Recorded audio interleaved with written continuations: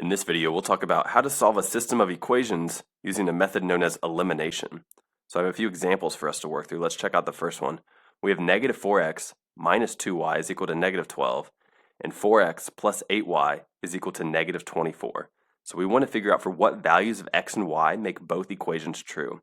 So using a method known as elimination, we're trying to eliminate either the x or the y so that we only have one variable to solve for.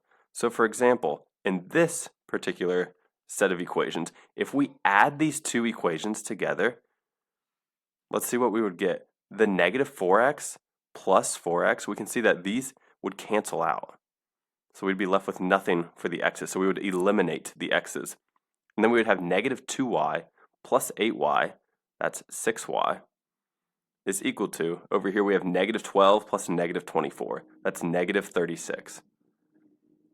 So we can see that since we eliminated the x, we can easily solve for the y.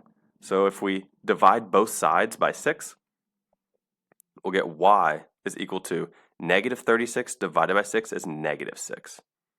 So we solve for y. So to solve for x, we just need to plug in a negative 6 into either of these original equations. So let's choose the first equation. So let's write negative 4x minus 2, and for y we just solved, that's negative 6, is equal to negative 12. So simplifying, we get negative 4x, a negative 2 times a negative 6, that's a positive 12, is equal to negative 12. Now to solve for x, we can subtract a 12 from each side. So we get 4x, negative 4x, is equal to negative 24. And to solve for x, we can divide both sides by negative 4. So we get x is equal to negative 24 divided by negative 4, that's positive 6. So we solve for x and we solve for y. So we can write our final solution as 6, comma, negative 6. And if we want to double check that our answer is correct, we could plug these into either of these original equations and see if they're true. So for example, let's plug in these values into the first equation. So negative 4 times x we found was 6, minus 2y, y we found was negative 6, is equal to negative 12. So negative 4 times 6, that's negative 24. Negative 2 times negative 6, that's plus 12, is equal to negative 12. And negative 24 plus 12 is negative 12. So that is indeed equal to negative 12. So that checks out. And we could do the same thing and plug it into this second equation to also verify that that is true. All right, let's try another example. Let's say we have 5x plus y is equal to 9 and 10x minus 7y is equal to negative 18. So remember, using the method known as elimination, we're trying to eliminate either the x or the y from the left-hand side. And we're doing that by seeing if we can add these two equations together and get either x or y to be eliminated or cancel out. Well, it looks like if we imagine that we can multiply this top equation by negative 2, we would get a negative 10x right here, which would cancel out with this positive 10x. So we could eliminate the x's. So let's do that. Let's multiply this top equation by negative 2. So we get negative 10x minus 2y is equal to 9 times negative 2 is negative 18. So here's our new equation that we're going to use.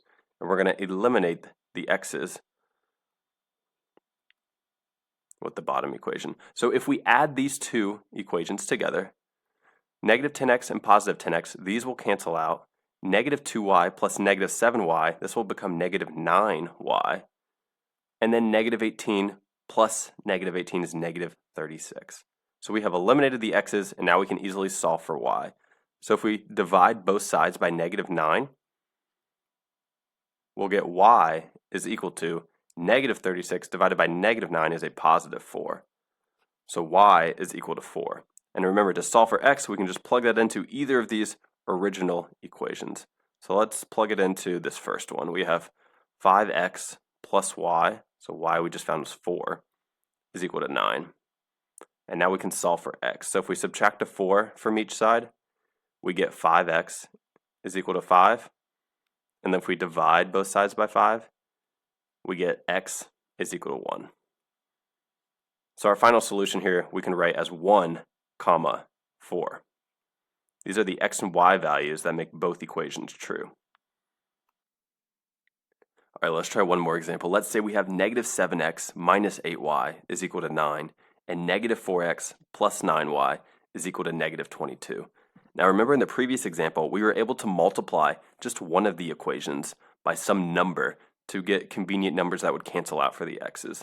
Just looking at both of these equations, it doesn't look like there's a number that we can multiply either equation by to conveniently cancel out the x's or y's.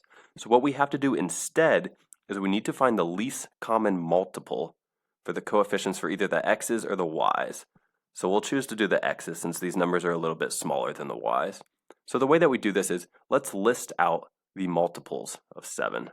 So 7, 14, 21, 28, 35. Now let's list out some of the multiples of 4. So we're looking for the least common multiple between these two. So we get 4, 8, 12, 16, 20, 24, 28. So it looks like the first number that occurs in both of these lists is 28. So the least common multiple between 4 and 7 is 28. So now the trick is we want to multiply both the top and bottom equation by whatever number gets us to have x have a coefficient of 28. So for example, 7 times 4 would be 28. So we'll multiply this whole top equation by 4, and we'll get negative 28x minus 32y equals 9 times 4, that's 36. And now we need to multiply this bottom equation by some number to get 28, but remember we want this to be a positive 28x so that these two, the negative 28x and the positive 28x will cancel out. So we actually need to multiply by negative 7. So negative 4 times negative 7 is a positive 28. And you can see that these x's are going to cancel out. So 9 times negative 7, that's negative 63y is equal to, and negative 22 times negative 7, that turns out to be positive 154. Okay, so using elimination, we're going to add these two equations straight down. So the x's will cancel out. Negative 32y minus 63y is negative 95y. And that's equal to 36 plus 154 is 190. So we've eliminated the x's, and now we can solve for y. So if we divide both sides by negative 95, it turns out that 190 divided by negative 95 is equal to negative 2. So y is equal to negative 2. And now that we've solved for y, we can plug in this value of negative 2 into either of these original equations. So let's plug it into the first one.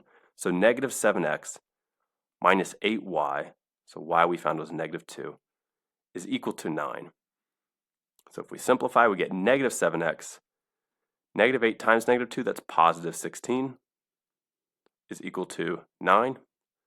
Now if we subtract a 16 from each side, we get negative 7x is equal to negative 7.